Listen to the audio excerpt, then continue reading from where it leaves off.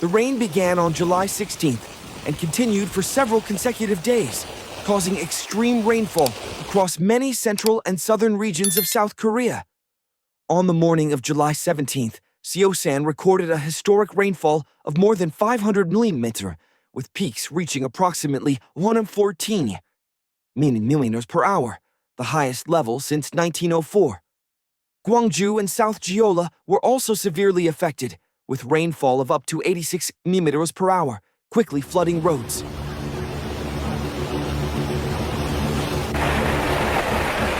By the end of July 17th, at least 4 people had died. More than 300 were evacuated, and 46 flights were canceled. The rain did not subside by July 19th, leaving nearly 3,000 people unable to return home, while the total number of evacuees rose to more than 7,000.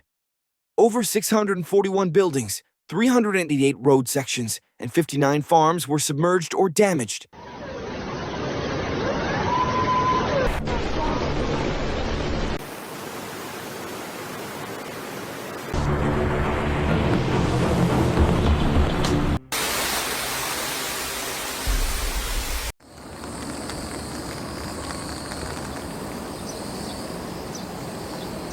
As of July 20th, the death toll had risen to 14, with 12 people reported missing, mostly in Sancheong County, 6 dead, 7 missing.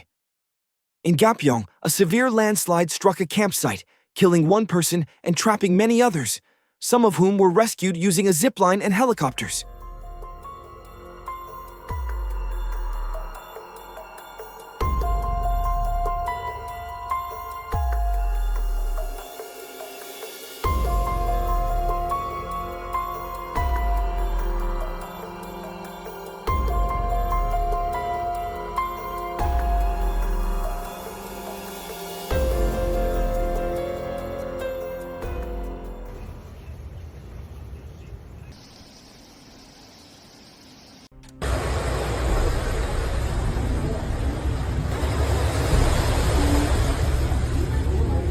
July 21st, 22.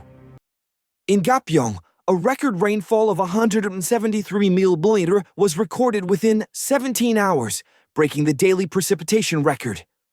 A restaurant owner described, "The water rose to my neck, and I had to cling to an iron pipe to survive." At least 19 people were confirmed dead, 9 remained missing, and more than 13,000 were forced to evacuate their homes.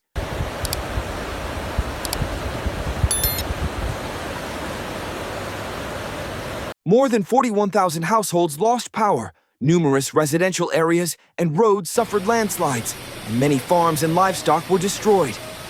Between 3,700 and 4,137 public and private facilities, including houses, businesses, factories, and farms, sustained severe damage.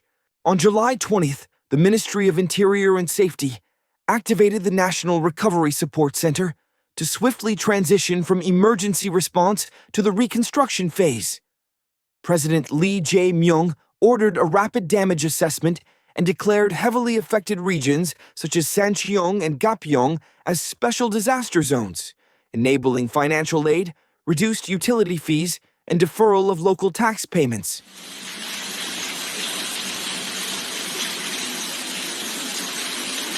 The president instructed that all available resources be mobilized to search for the missing and restore infrastructure, emphasizing strict accountability for any failures in the response.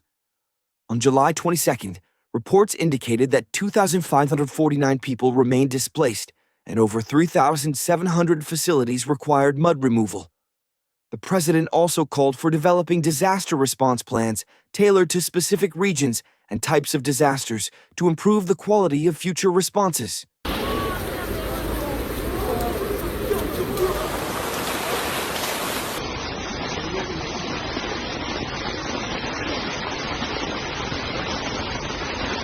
Samsung announced that it has donated 3 billion won, USD 2.2 million, to the Korea Disaster Relief Association, KDA, to support recovery efforts. The donation involves 8 Samsung affiliates: Samsung Electronics, Samsung Display, Samsung SDI, Samsung Electromechanics, Samsung SDS, Samsung Life Insurance, Samsung Fire and Marine Insurance, and Samsung C&T.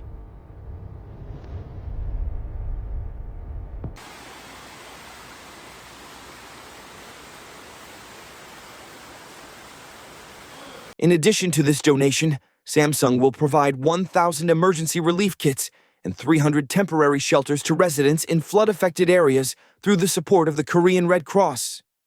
The relief kits include daily essentials such as blankets, sportswear, towels, and personal hygiene products. Samsung Electronics Service deployed a flood recovery task force on July 18th to provide free inspections of home appliances and mobile phones in the affected areas. The team has established mobile service centers in damaged regions and is dispatching service engineers directly to households in the hardest-hit areas to check devices and provide recovery support.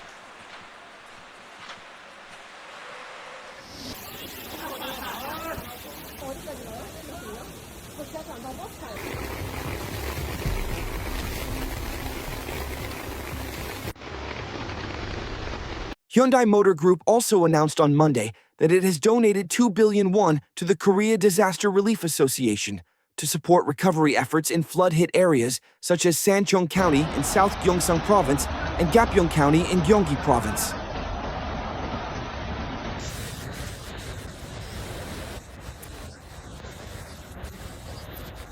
In addition to the donation, Hyundai deployed 6 relief vehicles for laundry and disinfection, helping to wash contaminated clothes and provide quick sanitation services in affected areas.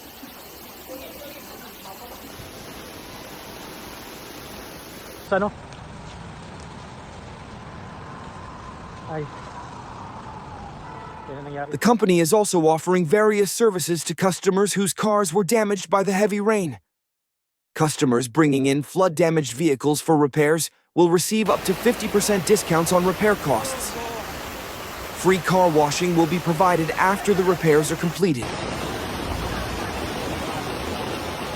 In 2025, South Korea experienced one of the most severe floods in its modern history, with record rainfall in many regions, triggering flash floods, landslides, and massive infrastructure damage.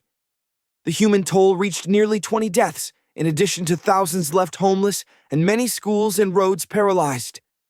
The government swiftly launched a nationwide emergency response campaign and drew lessons to reform its disaster management system. Every scene you just witnessed is not only a reminder of how fragile we are in the face of nature, but also a warning bell. If you found this video thought-provoking, don't forget to like, subscribe, and turn on the notification bell so you won't miss the most shocking and raw footage nature has to offer. Thank you for watching, and see you in the next video.